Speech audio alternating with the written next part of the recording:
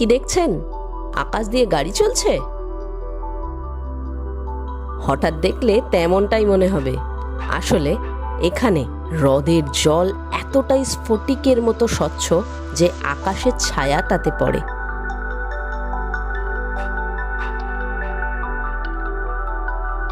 এটা চীনের পিংটিয়াং lake.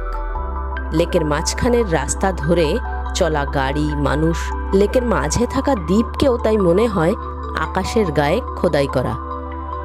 Visual ইলিউশনের এটা একটা দারুণ উদাহরণ। চীনের আনহুই প্রদেশের সিঝৌ শহরের এই হ্রদ আকাশের আয়না নামেই পরিচিত।